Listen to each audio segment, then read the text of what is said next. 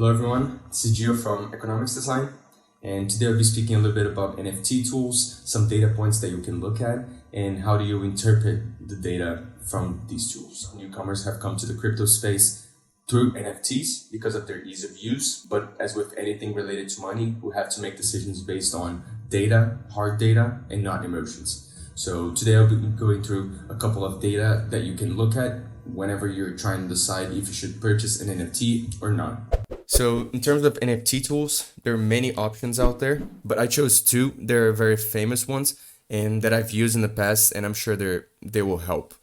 The two ones are NFT Nerds and NFT Scoring. With that being said, let's dive straight into the important data. So this is the main page of these NFT tools, which is the trending page. Here you're gonna be seeing the collections ranked by number of trades. So how many NFTs were traded in the past 5 minutes, 10 minutes, or an hour, you choose. And you can see what's trending. So which collections are getting the most attention at the moment. So keep in mind that you're not going to be seeing the main collections here, like Bored API Club or CryptoPunks or Moonbirds, because they have a very high floor price, but they have small number of trades, right? So they don't have a lot of trades, but every trade is very large. So they're not going to be here usually unless there's something very specific happening with that collection at the time. So let's go to the first one here, NFT Busy Pass, for example, and let's take a look at some of the data that it provides us. So here on the left, you have listings. So this is a live feed of which NFTs are being listed at the moment. Here is the trades. So which NFTs have been bought in the past few minutes or seconds. And this in the middle is one of the most important graphs. So this supply and demand graph is very, very, very important because it shows you how many NFTs have been listed versus how many NFTs have been bought in this period of time. So for example, if we look at the period of 4 hours here, there's clearly a buy pressure, right? There were 651 NFTs that were bought, but only 235 listed, which means that the listing count should be going down. But we can play with this to see other time periods and see how this trend is behaving right now. So for example, if I switch to 30 minutes, we see that this trend already gets a little bit more neutral. It's 100 to 84. And let's see 5 minutes, this trend turns again. So we have 27 bought and only 14 listed. So again, from looking at this, it looks like this project has a buy pressure on. We'll have to look at other things. And of course, this is not the only data that is gonna make us decide what to do. But this tells us about the momentum, the current momentum. All right, moving forward, I switched the collection just so we have a revealed collection here and we can look at rarities as well, because this is going to be an important topic in a little bit. So if we scroll down the supply and demand graph, we have this graph right here, which is the trade graph. This is going to tell us a lot about floor price. So where are you buying in the curve? So for example, if you were buying right here, you could see that you're purchasing a lot higher than most people here. So maybe there's a big concentration of traders who purchase here and who are going to be selling here. And that's why these spikes can really mean a downward trend movement for you. So it's very important for you to be updated with the floor price and to follow it to see where in the curve are you purchasing. Right below, we have listings. And this is listings per rarity rank. So again, that's why I got the revealed collection so that we could look at this data. It's very interesting because NFTs are not all the same. Some of them have rarer traits than the others, especially the ones that are PFP based and people really get attached to the image and they want rare traits for status or for whatever reason. So this curve will tell you what's the price concentration per rarity rank. So it's very clear for us that the more rare the trade is, the higher the average price. So for example, the orange ones are going to be the epic. That means 10% NFTs. And we can see here that the cheapest one is 0.083. The next one is only 0.096. So if you purchase here and you relist at 0.095, for example, this is a 0.012 profit minus the tax and fees. So this is also a way for you to trade because a lot of people look for rare NFTs. A lot of people get attached to it, as I said. And down here, we have the sell wall slash barriers. Some people call it floor price wall, some people call it barriers. But what this tells us is the concentration of listings per price. So you can see if there is a big downward trend in a specific price point and you can list right before it. So for example, if we purchase this NFT right here around 0.06, we can see that there is a big barrier at 0.1. So maybe if you want to do a short-term trade, you would purchase here and relist in this price point right here, so that you don't have to wait for all of these to get sold to get to your NFTs, and then to increase your chance of succeeding in this NFT flip. And lastly, we have assets for sale. So this is a very misleading number. It's a big discussion in the NFT community if number of listings actually matter.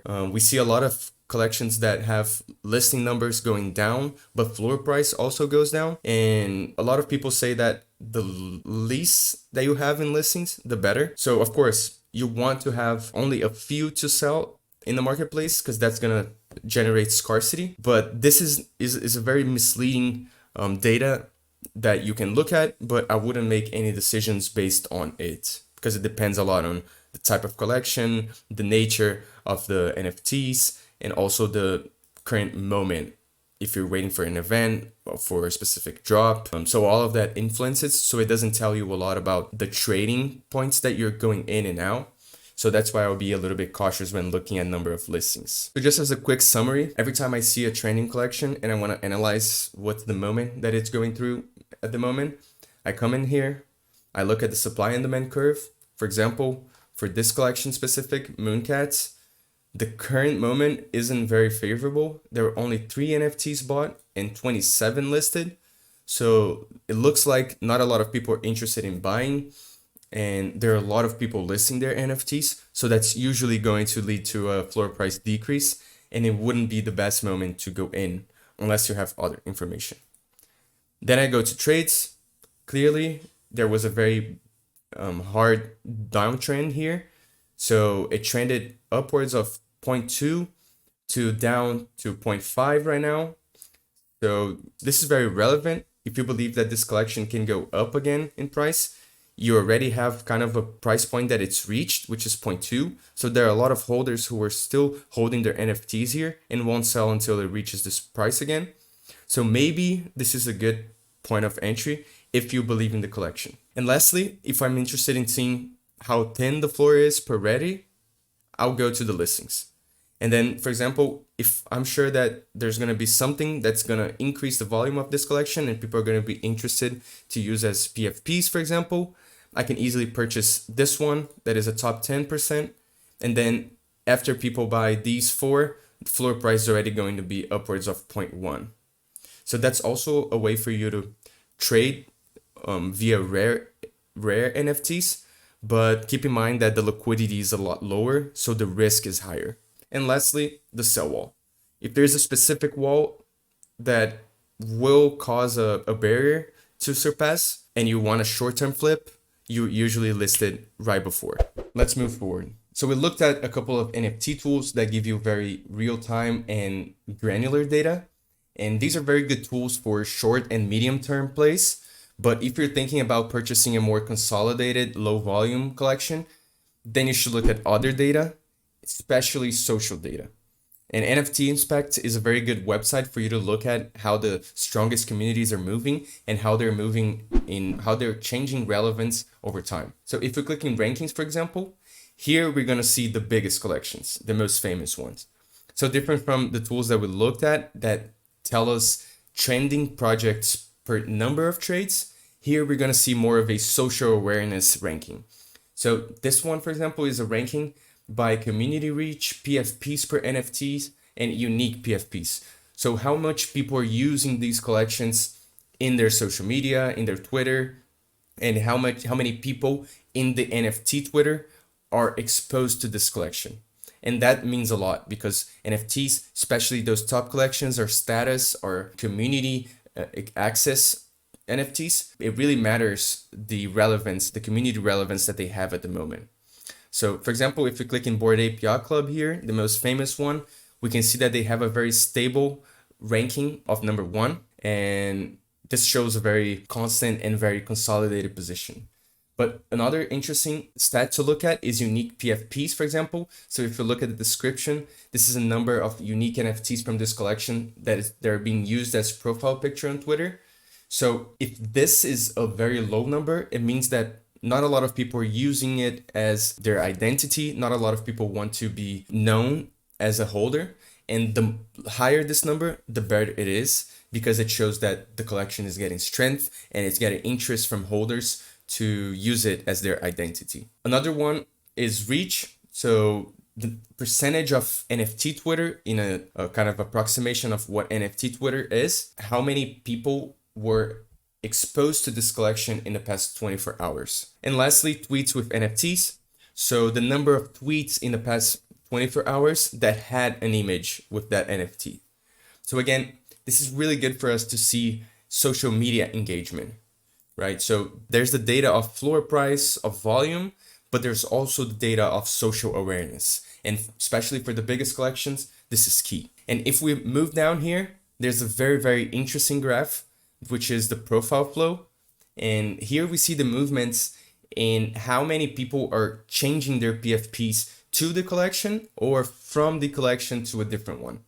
So for example, we see that Azuki, for example, there were 20 people who had Azuki PFPs and changed to their Bored Ape Yacht Club PFPs. But on the other hand, we see that 38 people did the opposite movement.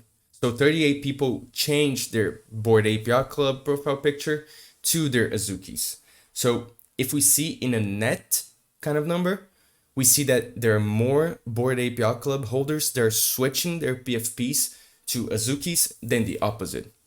So this could be a data that would tell us something, and we would go further to research and understand why this movement is happening. So why are people who own Bored Ape Yacht Clubs and Azukis preferring to use their Azuki PFP right now?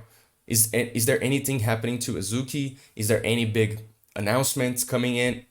Are there any changes, updates? So this could tell us a little bit about the change in social interest and social awareness. So this is a very, very interesting graph to see how social awareness is flowing from one project to the other. And lastly, here you have a data that you can see the top community members. So if you are a holder of a community and you want to get involved and know who are the holders, the biggest holders or the most engaged holders, you can go to the top community members and then take a look at those. After you purchase an NFT, of course, you really want to know what's your exit price. So at what price do I have to sell it to just break even? Of course, when you buy an NFT, you can't just look at the price that you purchase, especially in the low priced NFTs, because royalties, platform fees, and gas fees can really pile up and really mislead you to the right exit price. So I like to use de-risk.tools. This is a very simple tool that tells you straight away what's your exit point to break even. So for example, after you go into the website, it will ask you for a transaction hash. So I'm going to put a transaction that I made as a test, for example. So the test for this transaction was 0.14 and the transaction was 0.062. These were the platform fees and royalty fees. So this is my de-risk amount, which means that if I sell it at 0.0223, I'm breaking even. And they also have this very cool thing here that if you put the price that you're going to sell for, it already tells you the profit right away. So this is a very easy tool to use and really helpful. So every time I purchase an NFT, I just open the risk, put the transaction hash here to see what's my break-even point. And lastly, Dune Analytics. This is a very, very cool tool that not a lot of people use. Dune Analytics is a dashboard tool that has APIs for you to connect to different databases and pull data from it to follow it on a daily basis. And I personally really like it because you can build your own dashboards. So for example, this dashboard was a dashboard that I built by forking other APIs. So I see people who post community dashboards, public dashboards, and if they have any data that are interesting to me, I just fork the APIs and tweak it the way that I want to see it. So if you're interested of learning how to build your own, I can make an entire video dedicated for it. Dune Analytics is really, really helpful, and you can have an overall kind of an overview of the market by having your own dashboards. So for me, for example, I did all of the platform trades so I can see the volume and I can see the relevance of each trade. So in this graph, for example, we can see that Looks Rare really has been increasing their market share. So maybe I should look at Looks Rare more and maybe do more trades there. And we can still see that OpenSea dominates the entire space. And here I just have the main collections by their floor price so that I can follow it in a daily basis and see how they're trending in a general way. So this is just a very good tool for you to keep updated and look at gross data. All right. So with all of those tools, by using all of them, I'm sure that your decision-making process is going to be much richer and that you're going to increase your chance of having successful plays. But as always, stay cautious. This is a high-risk industry. NFTs are highly speculative, and most of the collections don't have a real project to back the value up. So most of them will go to zero, especially those short-term plays. So please stay cautious. This is a speculative industry. Don't put money that you can't lose. Experiment with the technology. This is a very new and savvy technology, but also very risky and speculative still. So please keep that in mind. But I'm sure there are a lot of opportunities out there as well. So that's why I know there are a lot of people who will find this video very interesting and helpful. And if you believe that any of the tools or any points that I talked, you would like to see it more in depth, like a dashboard, how to build a dashboard in Dune, for example, just let me know in the comments. I'm going to be reading all of them and hope it helps. See you next time. Cheers.